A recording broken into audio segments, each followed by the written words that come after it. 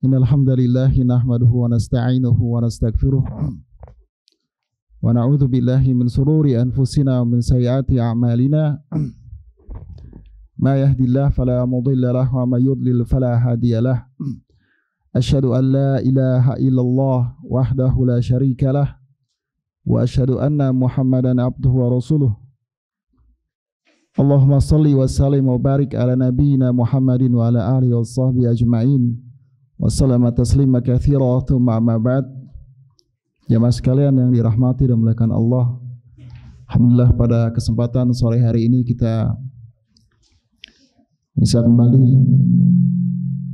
bersama-sama berkumpul di Masjid Allah, rumah Allah yang mulia ini dalam rangka tentunya mempelajari dan mendalami dari syariah dan ajaran dan tuntutan yang telah Allah turunkan kepada Nabi yang mulia sallallahu alaihi wasallam, dan juga dalam rangka untuk meningkatkan keimanan dan takwaan kita agar kita bisa selamat di dunia maupun di akhirat kelak sebagai akhir pemberhentian kita.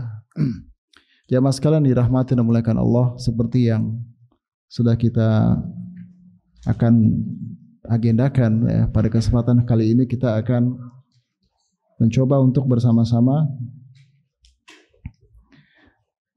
bagaimana kita mengetahui ya, berinteraksi dengan baik ya, apa saja tuntutan Al-Quran kepada kita ya, sehingga kita bisa membangun alaqah, ikatan kuat ya, antara Al-Quran dan kita ya.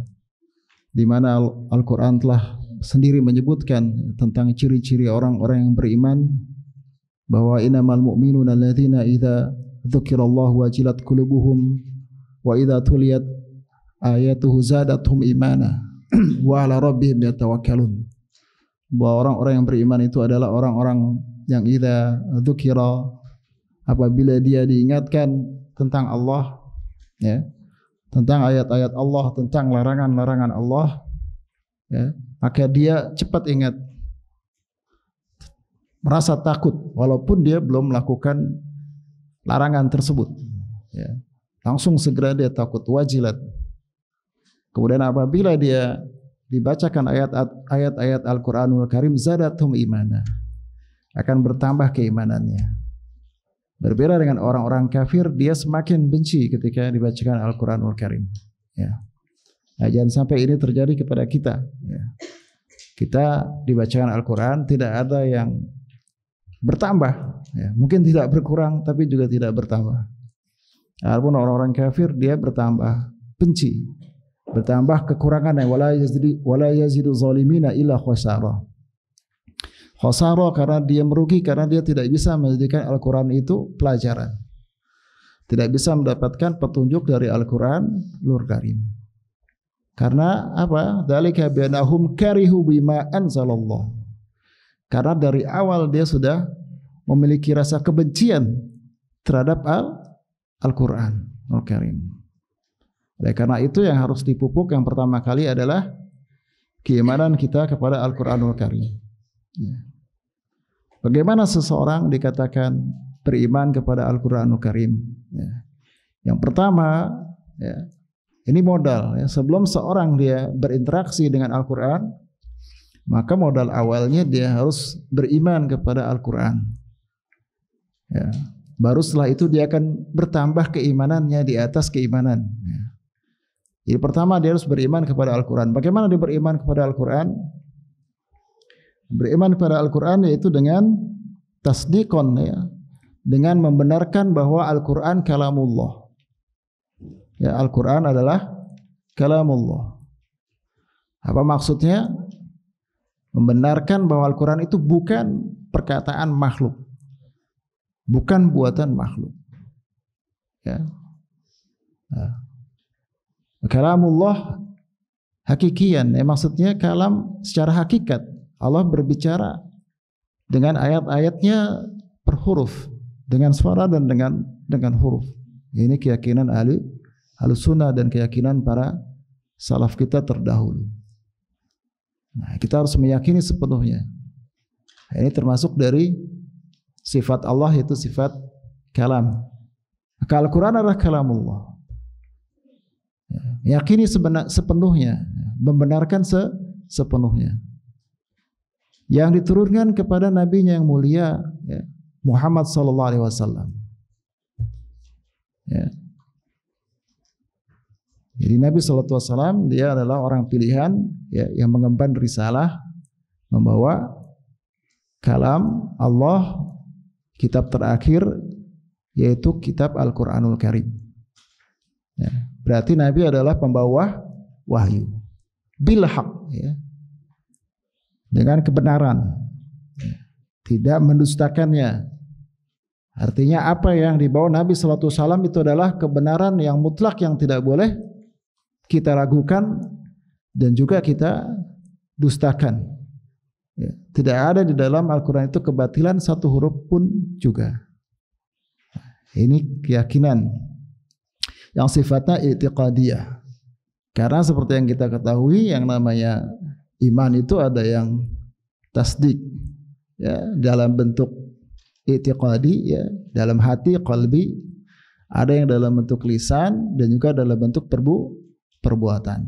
Maka yang di dalam hati kita harus benarkan Al-Quran itu adalah kalamullah, bukan kalam makhluk, dan merupakan kata-kata Allah secara hakikat, ya, dengan huruf dan juga suara. Akan tapi kita secara sifatnya kita tidak mengetahui. Yang jelas kita meyakini bahwa Allah berbicara, ya, berbicara dengan huruf-huruf dan dengan suara, yaitu Al-Quranul Karim. Ya, kaifiahnya yang kita tidak mengetahui, dan itu yang sampai kepada kita. Jadi kalau seorang dia membaca Al-Quran, maka pada hakikatnya dia sedang berdialog dengan Allah. Nah, maka ini ibadah yang agung. Nah, kemudian juga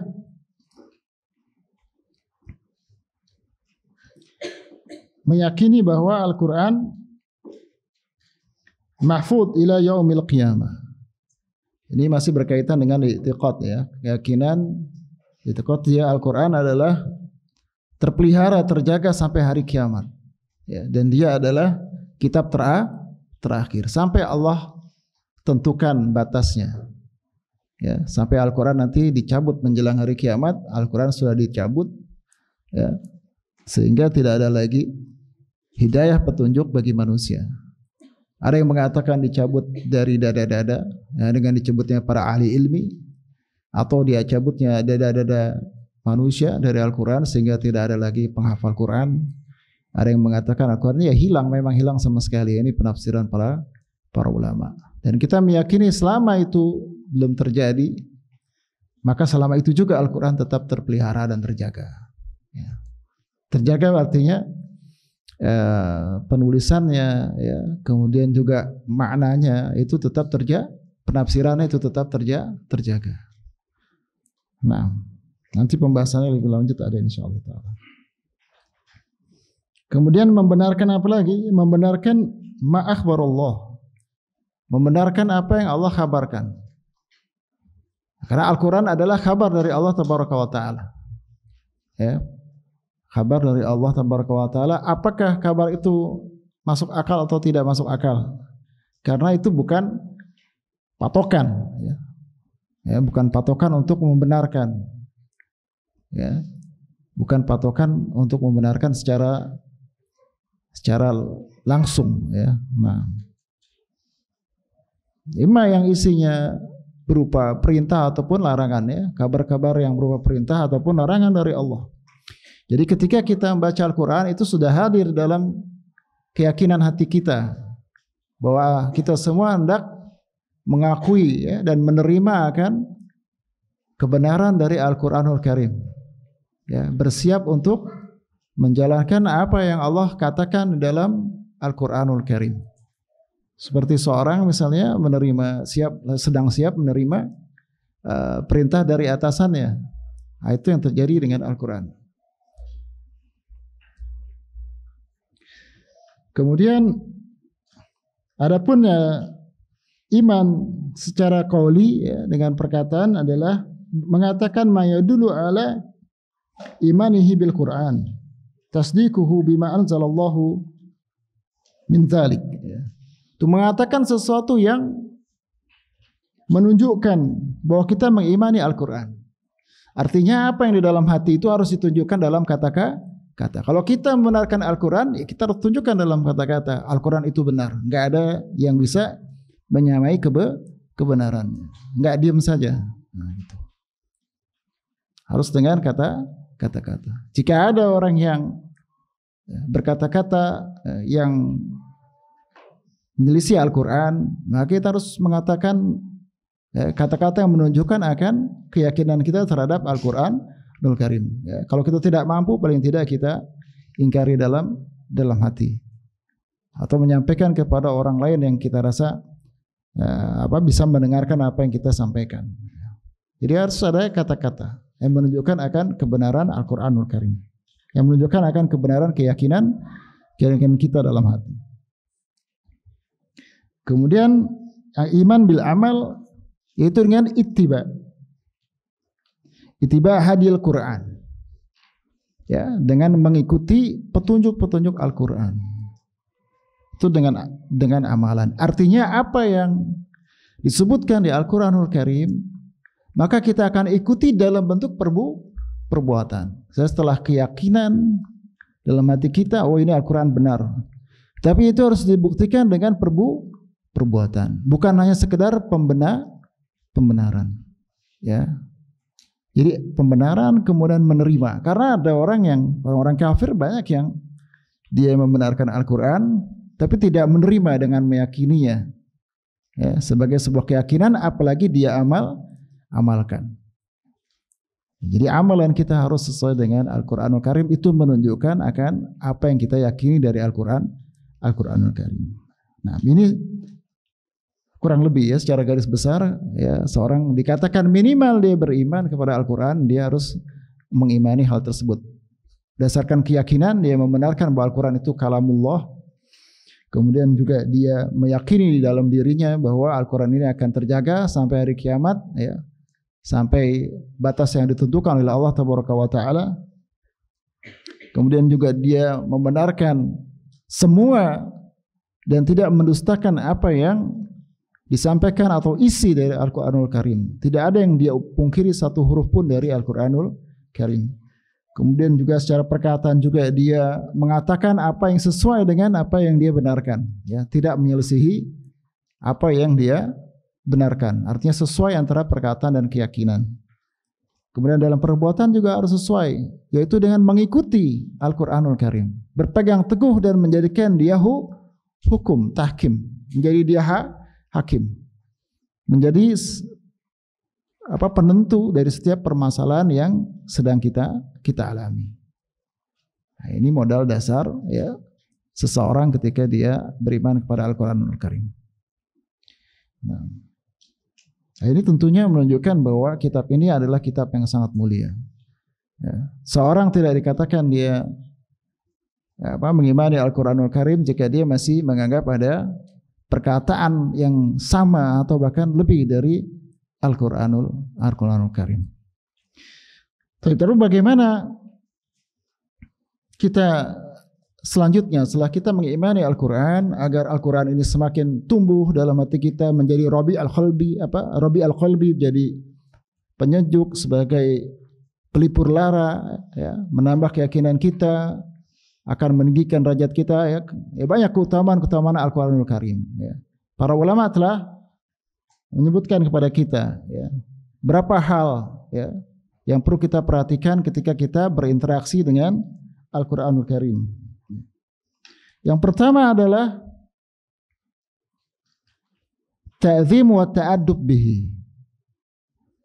Ta'zim wa ta'addub bihi. Mengagungkan Al-Quran dan beradab kepada Al-Quranul Karim. Ya, mengagungkan Al-Quran dan beradab pada Al-Quranul Karim. Ya, dzalika wa man yu'adzim sya'airallah fa innahu min taqwal qulub. Ya, dalilnya. Barang siapa yang mengagungkan syiar-syiar Allah, maka itu adalah bagian dari ketakwaan yang ada di dalam hati seseorang. Jadi harus mengagungkan Al-Quran. Apa itu mengagungkan? Ya, membesarkan, memuliakan Al-Quranul Karim. Ya. Ada dalam hati kita perasaan seperti kita misalnya kepada orang tua, ya, atau kepada orang yang kita hormati, maka ada rasa untuk membesarkan dan memuliakan, menempatkan dia di atas segalanya. Itu huwa ta'zim, memprioritaskan, ya, memprioritaskan, itu pengagungan. Tidak ada yang diletakkan sejajar atau melebihi Al-Quranul Karim. Nah, tidak dikatakan seorang mengagungkan kalau dia dalam sehari-hari ya lebih banyak kepada interaksinya dengan yang lain, ya. Berarti dia merasa lebih butuh kepada yang lain daripada Al-Quranul Karim, ya. Ini mengagungkan. Kemudian ta'adub, ya, bentuk dari pengagungan seseorang kepada Al-Quran terlihat dari sikapnya kepada Al-Quran, adabnya dia kepada Al-Quranul Karim. Ya, ada beberapa yang jadi tuntunan dari para ulama, tapi saya tidak akan sebutkan semuanya, ya, karena yang menurut kita penting saja, ya, Al-Quranul Karim, ya. Ada beberapa adab yang perlu kita perhatikan kepada Al-Quranul Karim, ya. Di antaranya adalah yang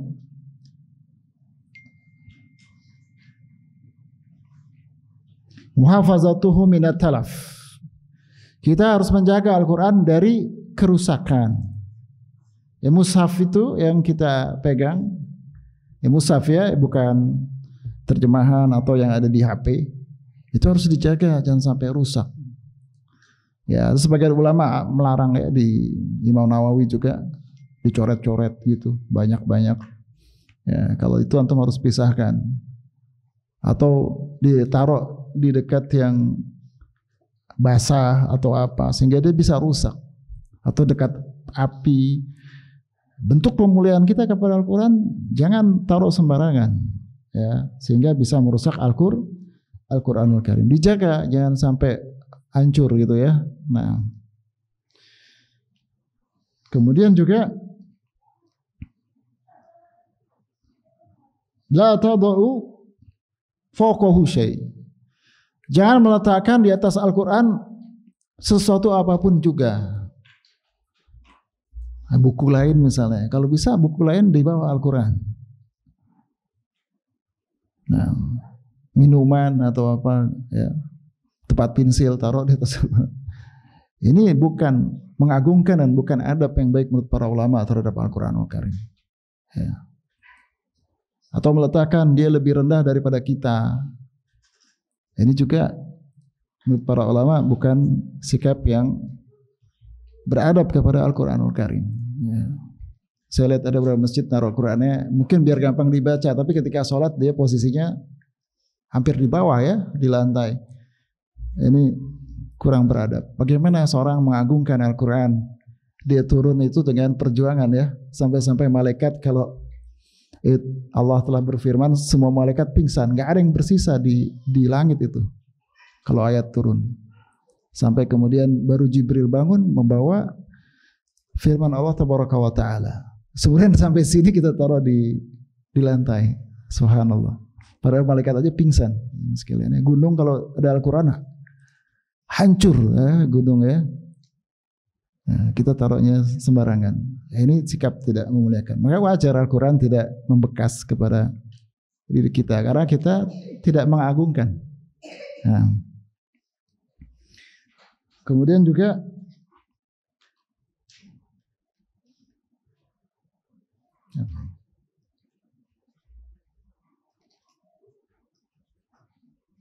usahakan ketika menyentuh mushaf itu diusahakan dalam keadaan suci, ya, dalam keadaan tahir.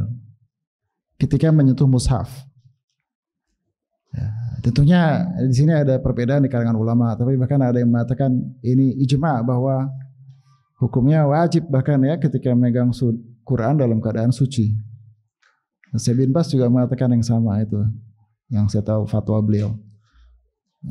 Ya, walaupun di sini ada khilaf, tapi ya Itu jelas utama, walaupun misalnya kita menganggap dia tidak wajib, ya utama kita dalam keadaan suci memegang Al-Quranul Karim.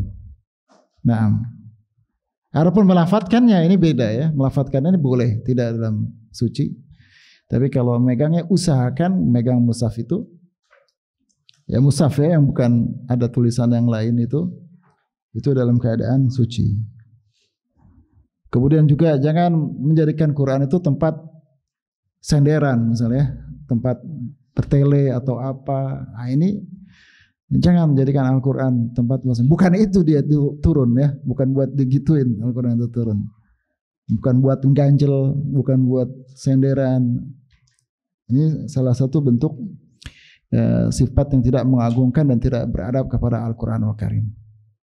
Nah, banyak ya. Kemudian juga jangan menempel atau menjadikan tulisan-tulisan tertentu di mobil atau di yang lainnya ayat-ayat Al-Quran. Kemudian di dalamnya kita ketawa, bercanda dan sebagainya. Nah, ini termasuk juga para ulama sikap tidak mengagungkan Al-Quran. Ya, menyetel Al-Quran maksudnya buat tasmi mungkin ya atau apa. Tapi kita tidak dalam keadaan mendengarkan ya, atau bahkan dalam keadaan yang sebaliknya. Ya, ini juga apakah bahkan maksiat ya, jangan sampai ya berbicara yang tidak bermanfaat padahal di situ ada ayat-ayat Al-Qur'anul Karim. Ya. Misalnya lagi makan-makan terus bercanda sambil nyetel Al-Qur'an. Nah, ini sikap kurang beradab menurut para ulama. Nah, ini yang pertama ya, gimana kita berinteraksi pada Al-Quran. Yang pertama kita harus mengagungkan dan juga beradab kepada Al-Quranul Karim. Kemudian yang kedua itu tilawatu wa ta'limu tajwid. Ya, membaca Al-Quran, wa iktsaru tilawah, yang memperbanyak juga dari tilawah, dan juga mempelajari ilmu tajwidnya. Ya, pelajari ilmu tajwid. Ya, dalilnya faqra'u ma tayassaru minhu atau faqra'u ma tayassaru minal Qur'an. Ya. Iqra'ul Qur'an fa innahu ya'ti yaumal qiyamah safi'an li ashabihi. Bacalah Al-Qur'an karena Al-Qur'an nanti datang pada hari kiamat sebagai syafaat ya, orang yang membacanya. Bacalah Al-Qur'an ma tayassaru minhu, yang engkau mudah dari membacanya. Nah, ini sebagian pendalilan yang dilakukan oleh para ulama tentang kewajiban baca Al-Quranul Karim. Ya, ada yang mengatakan baca Al-Quran itu wajib, walaupun cuma mata yasara minhu, yang paling mudah bagi kita baca. Jangan sampai tidak. Tapi yang rajih wal ta'alam bahwa hukumnya tidak sampai wajib. Ya, orang baca Al-Quran ya mustahab, sunnah. Dia nggak baca nggak akan dihukum, nggak akan berdosa. Tapi gimana rasanya ya seorang tidak membaca Al-Quran sampai 40 hari ya, kata siapa ya? Ibnu Qudamah kalau saya tidak salah ya, orang baca Al-Quran, tidak baca Al-Quran sedikit pun selama 40 hari itu makruh ya. Sebagian ulama ada yang menghukumi sampai 40 hari tidak ada yang dia baca dari Al-Quran, makruh dan menunjukkan kelemahan iman seseorang ya. Itu tilawah Al-Quranul Karim. Nah, apalagi dari segi pahalanya sangat banyak ya ikhwan ya. Man qara'a harfan min kitabillah falahu hasanah wal hasanatu li asyri amsalihha, la aqulu alif lam harfun walakin alif harfun wa lam harfun wa mim harfun, kata Nabi sallallahu alaihi wasallam. Jadi apa yang kita dapatkan dari tilawah baca Al-Qur'an? Yang pertama hasanah, pahala. Setiap hurufnya itu ada hasanah. Ya. Sebagian ulama ada yang sampai menghitung huruf yang ada di Al-Quran, kemudian dia hitung pahala yang dia dapat. Nah, itu pahala. Yang kedua apa? Apa yang kita ganjaran yang kita dapat dari baca Al-Quran? Malaikah.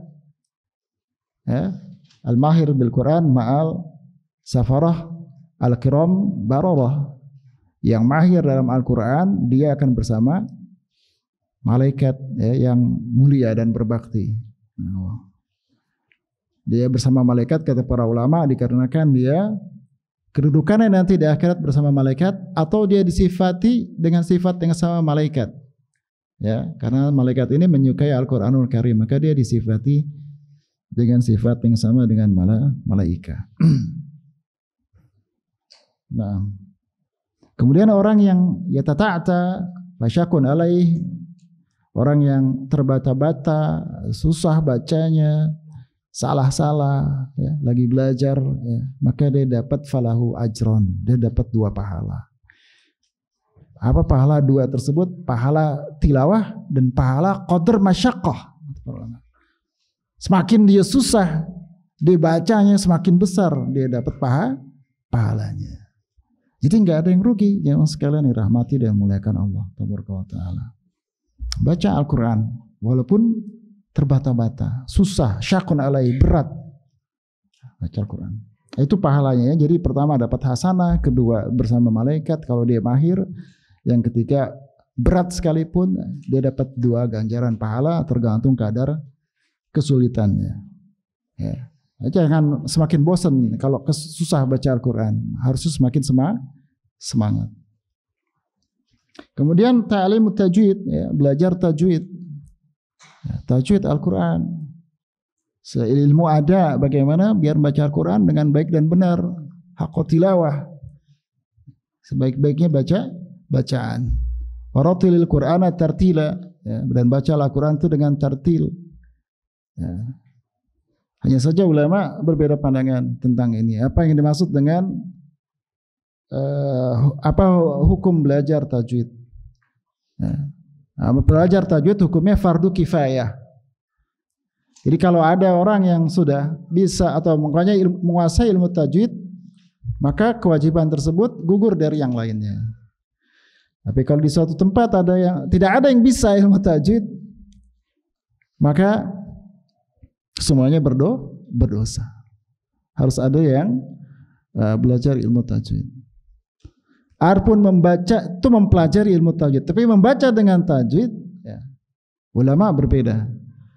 Ada yang mengatakan wajib, ya, karena kalau tidak baca dengan tajwid yang benar, maka dia berdosa. Malam misahil Quran wa athimu li'annahu bihil ilahu anzala wa hakaza minhu ilaina wasala, ya, kata Imam Jazari itu kan. Kenapa? Kata beliau, siapa yang tidak yujawiju isahihul Quran, enggak memperbaik bacaan dia, maka dia dosa. Kenapa? Karena Al-Quran itu turun dengan begitu, dengan tajwid. Ya. Dan begitu sampai ke kita juga, Jibril juga bacanya begitu dengan tajwid, gitu. Tapi sebagian ulama ada yang mengatakan tidak ada dalil yang sharih dari Nabi untuk membaca terus dengan tajwid. Hanya saja ada larangan kita merubah.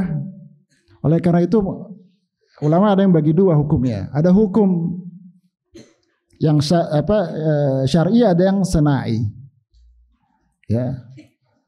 Ya, hukum yang dia wajib secara syar'i itu kalau membacanya sampai merusak makhraj dan sifat. Jadi penekanannya di makhraj dan sifat. Yang keluar dari sifat zatnya, misalkan lam antum baca ro misalnya gitu. Dal dibaca zal, dibaca dal.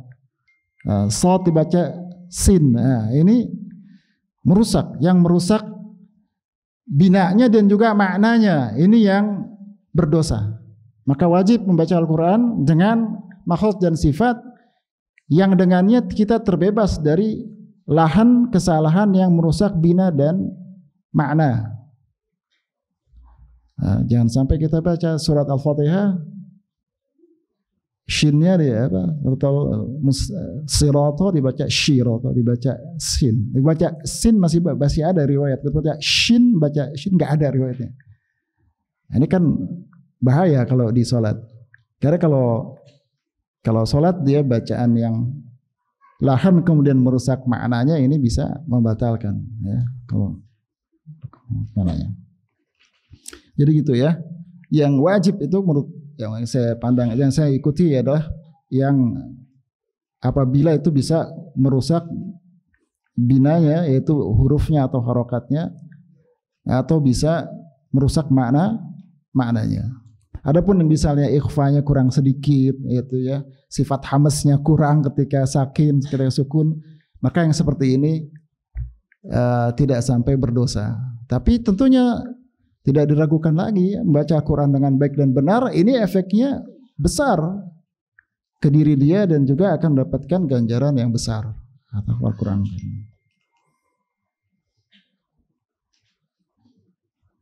Itu yang kedua ya. Jadi pertama mengagungkan dengan dan beradab pada Al-Quran. Yang kedua membaca dan juga membacanya dengan tajwid.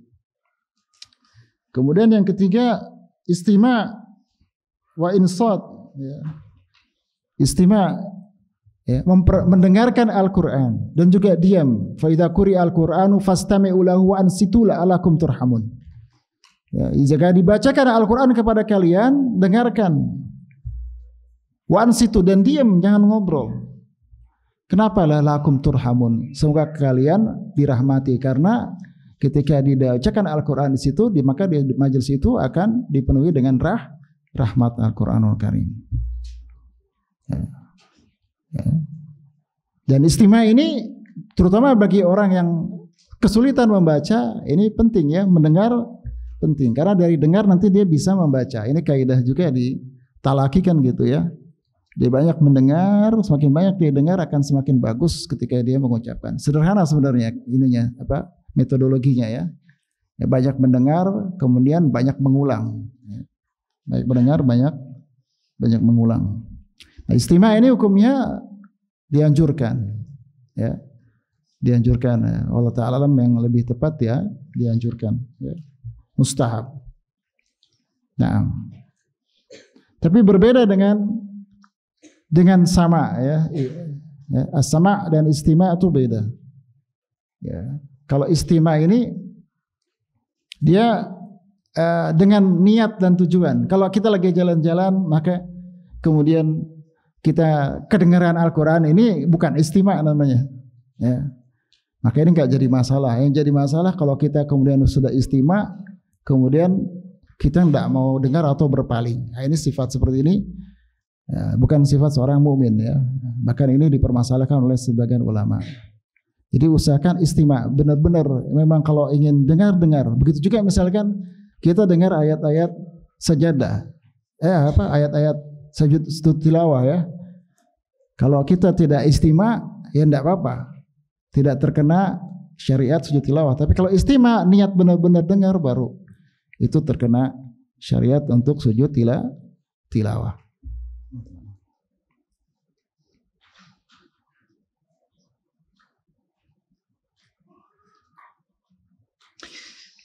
Kemudian Nabi SAW juga pernah dalilnya ya, mendengar bacaan Abdullah bin Mas'ud ya. Ya, dia minta aqri alayya Quran. Ya. Kata, ya Rasulullah, engkau menginginkan aku membacakan kepada engkau wa unzila alaik. Ya. Aqra'u alaika wa alaika unzil, kata Abdullah bin Mas'ud. Engkau minta membacakan Al-Quran pada saya, padahal engkau Al-Quran turun kepada engkau sendiri. Kata Rasul, ashtahi an asma'a min ghairi. Saya suka kalau saya mendengar dari bacaan orang lain. Ini dalil. Oh, sudah azan ya. Minta waktu sebentar mungkin ya. Nanti saya selesaikan. Jadi itu dianjurkan ya. Kita juga banyak mendengar, apalagi yang bacaannya bagus, secara tajwid dan yang lainnya bagus. Bagaimana adabnya seorang istima'? Dikatakan dia mendengar, pertama hudurul qalb, dengan niat dan dengan fokus ya. Kemudian tidak disibukkan dengan kesibukan lain yang membuat kita lalai.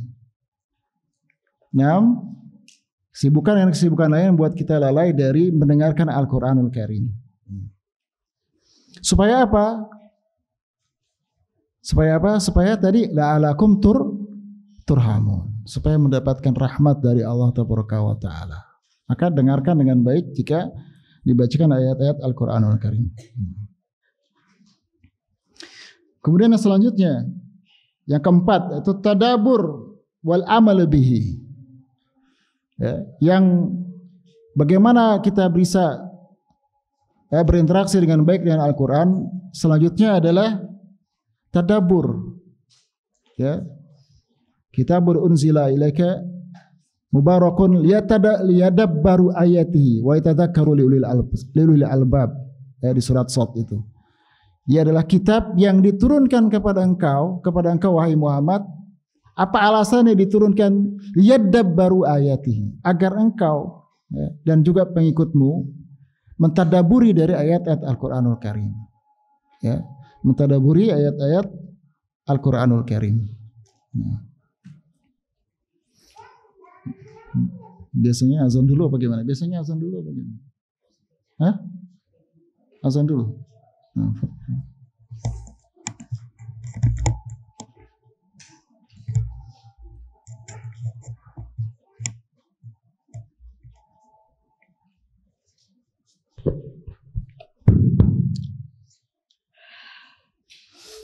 Allahu Akbar, Allahu Akbar.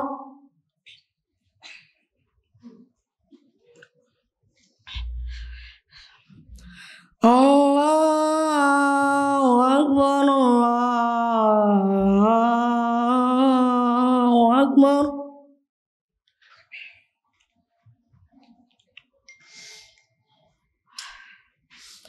Asyhadu an la ilaha illallah.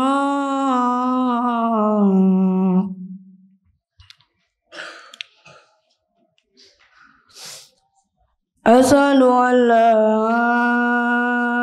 ilaha illallah.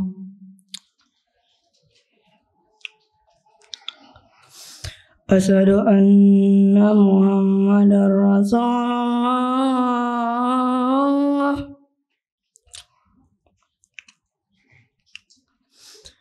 Asyhadu anna Muhammadar Rasulullah.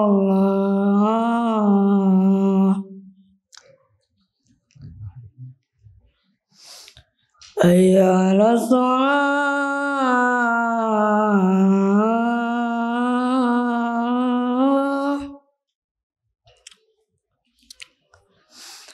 Hayya 'alas shalah.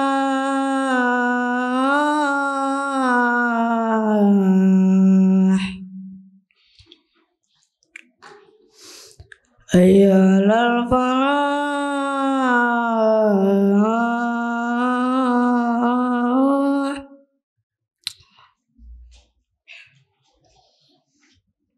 Hayya 'alal falah.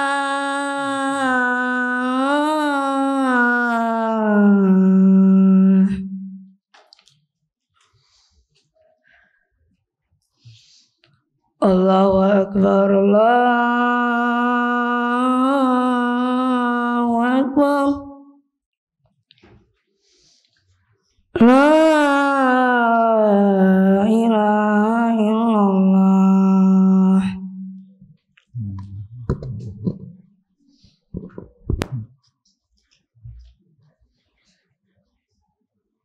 Nah, kita lanjutkan sebentar ya, sedikit ya. Ya, yang selanjutnya yang keempat adalah mentadaburi ayat Al-Qur'anul Karim.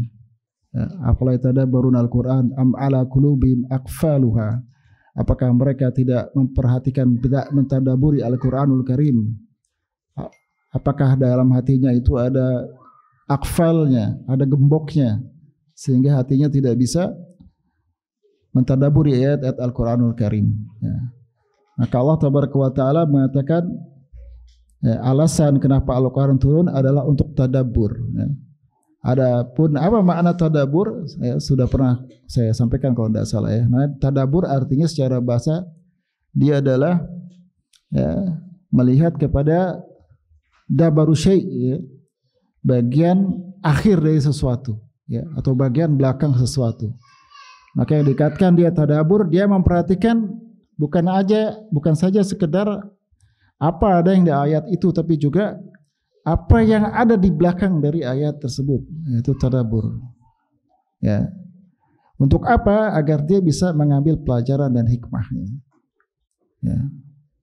Ya, ay hadhil hikmah min inzalihi yadabbaru nasu ayatihi wa yastakhrijuna ilmaha wa yata'ammalu asraraha wa hukmaha fa innahu bitadabbur fihi tadabbur Quran fa innahu min afdalil a'mal wa anal Quran mustamilah ala tadabbur afdal min syariat tilawah.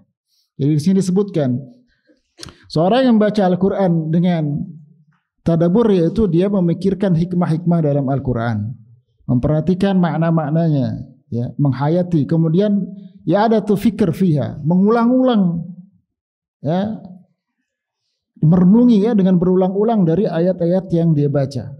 Nah, itu tadabbur. Nah, dia membaca dengan tadabbur afdal min sur'ati tilawah, ya, daripada dia membaca sur'ah, baca dengan cepat. Ya. Maka tadabbur baca dengan pelan-pelan lebih utama daripada membaca dengan cepat. Nah. Walitadzakkaru ulul albab, ya, agar orang-orang yang punya akal itu bisa, ya, mengambil manfaat dan mengamalkan dari ayat-ayat Al-Qur'anul Karim. Nah, ini fungsi utama daripada Al-Qur'anul Karim. Bahkan ini lebih utama dari sekedar menghafal Al-Qur'anul Karim, ya, memahami makna-maknanya, kemudian mengulang-ulang, merenunginya, kemudian mengambil faidah, mengambil pelajaran darinya, kemudian mengamalkan dari Al-Qur'anul Karim. Ini ahlul Qur'an yang sebenarnya. Inilah ahlul Qur'an yang sebenarnya. Kemudian juga bagaimana seorang itu bisa tadabbur Al-Qur'an? Pertama, dia taqra'ul Qur'an dengan murassal, ya, atau dengan cara yang tidak terburu-buru, pelan-pelan. Ya, waratil Qur'ana tartila, baca Al-Quran dengan tartil, itu maknanya adalah dengan perlahan, ya, nggak buru-buru. Ya.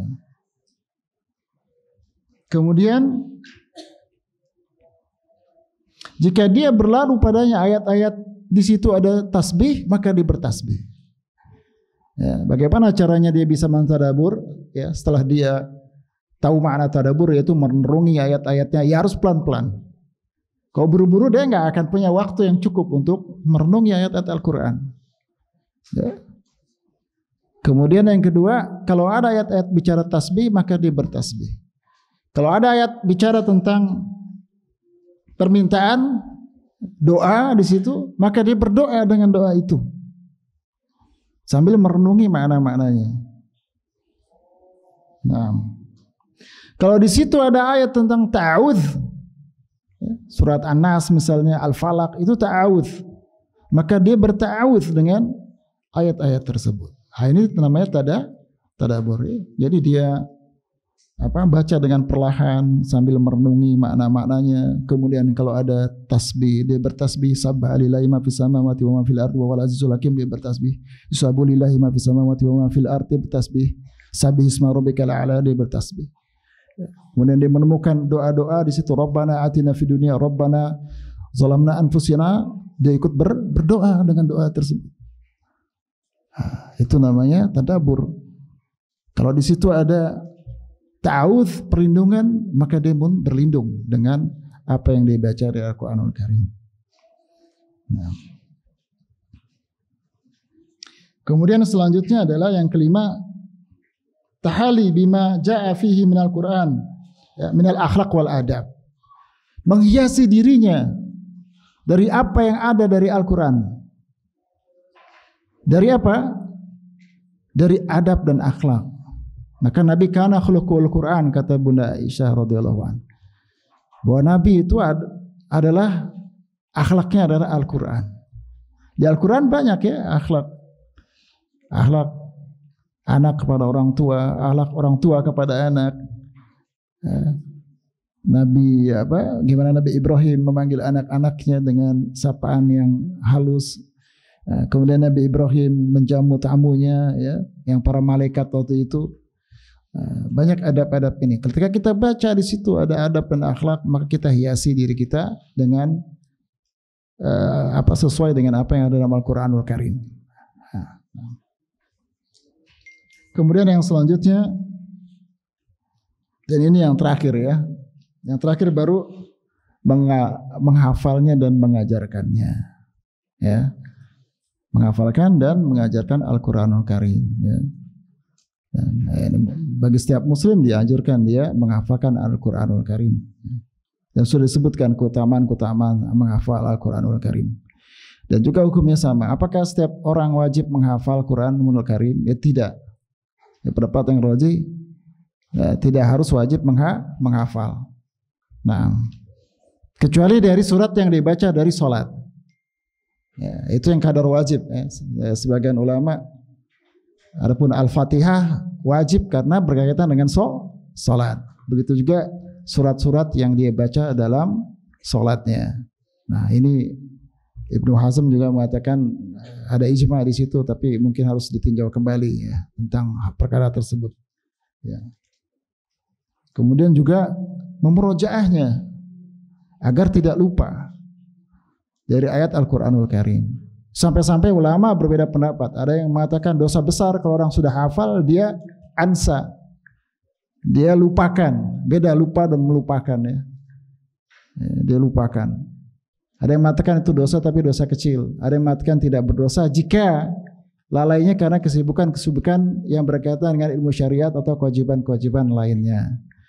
Nah, ini menunjukkan bahwa penting menjaga Al-Quran. Sampai-sampai ada yang menganggap dosa besar. Ibnu Taimiyah termasuk orang yang sudah hafal, antum menghafal Quran, kemudian antum lupa. Ibnu Taimiyah bilang dosa besar.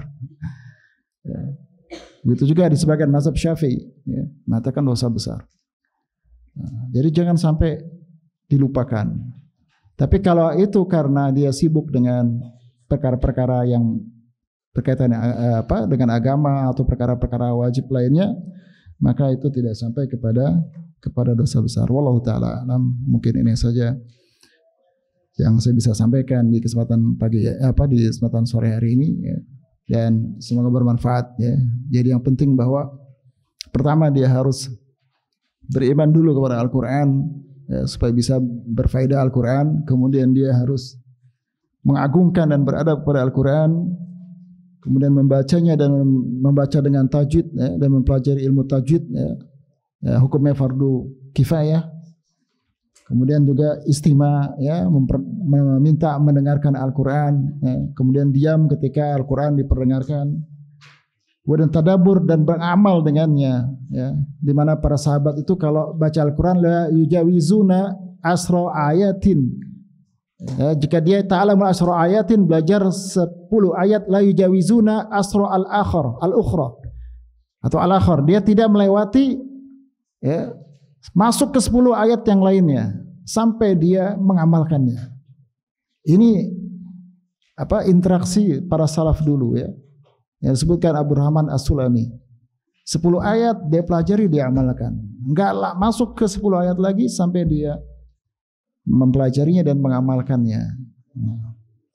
Kemudian menghiasi dirinya dengan akhlak dan adab yang ada dalam Al-Quranul Karim. Kemudian menghafalkan dan juga mengajarkan Al-Quranul Karim. Mungkin jika ada yang ingin ditanyakan sebelum sholat Isya, mungkin 1-2 pertanyaan, silakan. Silakan.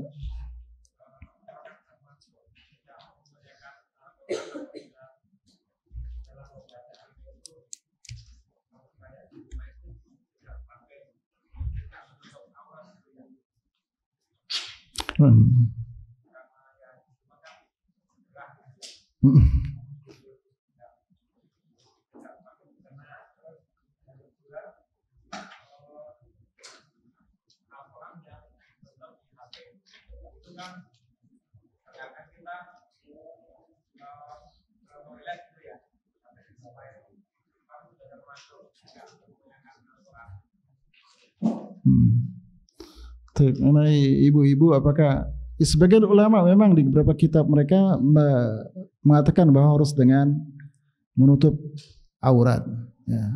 Tapi jika itu di dalam rumah, maka ya, paling tidak di aurat-aurat yang mughalazah itu tertutup itu, Pak, ya. Karena aurat mughalazah itu tertutup, ya, paham ya, maksudnya aurat yang biasa tampak saja itu mungkin masih ada.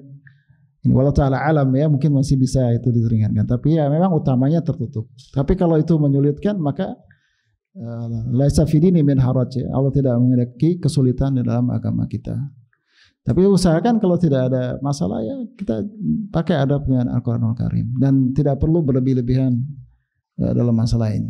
Kemudian masalah HP, ya HP ini pertama dia kalau bentuknya bukan seperti mushaf ya HP biasa, aplikasi biasa, bukan yang kayak ada lembaran itu seperti mushaf, maka itu tidak masuk dianggap sebagai mushaf. Ya, kemudian dia kan juga bisa mati ya. Ketika mati nggak muncul ya berarti dia tidak muncul ayat-ayatnya Al-Qur'anul Karimnya. Nah, dan kalau ya sebisa mungkin tidak dibawa masuk. Tapi kalaupun kita harus bawa masuk ya jangan terlihat. Artinya harus tersimpan itu Al-Qur'an. Nah, harus tersimpan. Seperti HP tersimpan masuk di dalam memori nggak muncul. Nah, itu. Ya, wallahu taala alam. Nah, imma itu disertai dengan kesengajaan ini yang jelas kedosaannya ya, menghina Al-Qur'anul Karim. Nah, mungkin ada yang lain silakan. Silakan. Gimana Pak?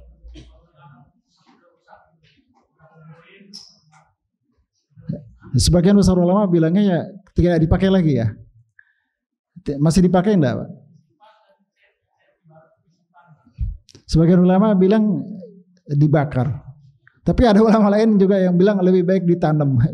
Jadi ada khilaf di masalah ini, ada yang bilang dibakar, ada yang bilang ditanam, walau ta'ala alam. Nah, kalau memang tidak dipakai. Karena kalau disimpan itu juga sayang ya. Terkhawatirnya mahjur ya kepada Al-Qur'an, tidak hanya dijadikan simpanan tidak dibaca, tapi baik dia dimusnahkan atau yang lainnya agar dia terjaga. Sebenarnya ulama khilaf. Memang kebanyakan bilang sebaiknya dibakar. Ya, sebagian dibakar. Wallahu ta'ala alam. Ada yang bilang ditanam, ya, dikubur. Ya, wallahu ta'ala alam. Ya, mungkin ada lagi. Waalaikumsalam warahmatullahi wabarakatuh.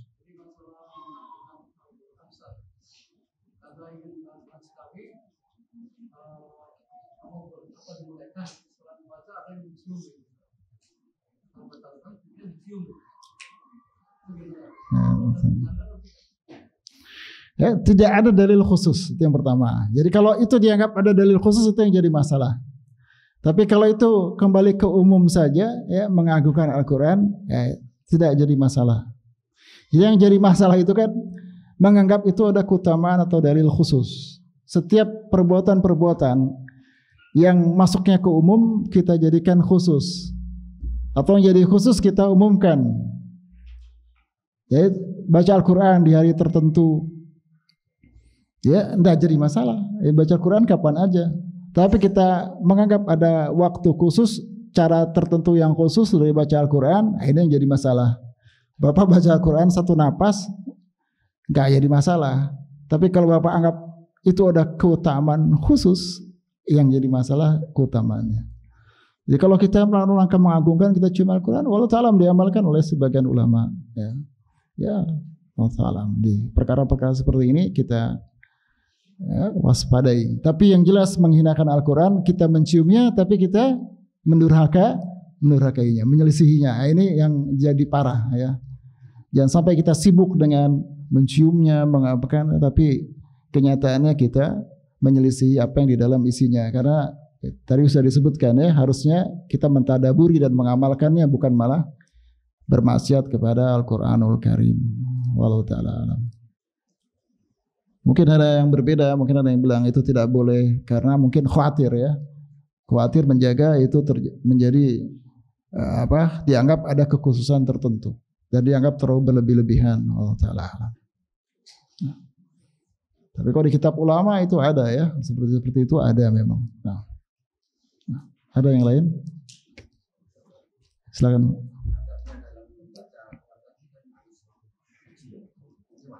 Ya itu yang saya katakan, memang kalau megang mushafnya, Pak, ya di sebagian ada menganggap bahkan itu sampai derajat ijma ya sebagian.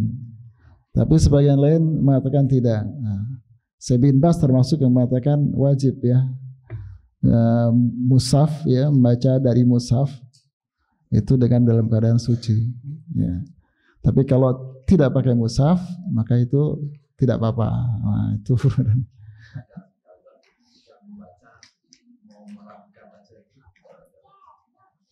sebutkan saya. Allah Ta'ala mana tidak tahu. Anda nggak tahu. Nah, mungkin silakan Pak.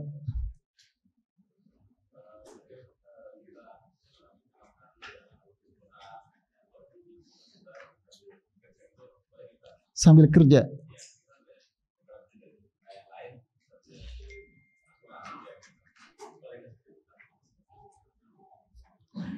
Nah, ini bebas kalau itu dalam rumah itu ya. Nah, tapi jangan sampai ada akhirnya itu kalau kita pekerjaan yang menyibukkan kita sebagian janganlah, ya. Tapi kalau misalnya supaya diperdengarkan anak-anak ya di setiap kesempatan, mungkin dia satu kesempatan dia dengarkan, kesempatan yang lain kita sibuk yang lain. Ada fatwa Syekh Fauzan juga, misalnya ibu-ibu lagi masak, Mas Syekh Fauzan itu satu fatwanya tidak melarang, ya tidak melarang. Tapi kalau bekerja misalnya lagi sibuk dengan pekerjaan, akhirnya Al-Qur'annya malah tidak terdengar sama sekali, kemudian bahkan kita melakukan pekerjaan yang lain, ya dikhawatirkan itu bisa kurang beradab kepada Al-Qur'anul Karim. Ya kurang beradab. Ya.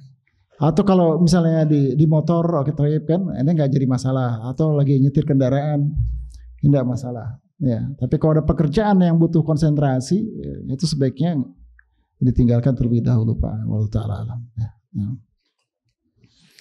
Ada lagi Pak? Mungkin yang terakhir kalau ada, kalau nggak kita sholat dulu.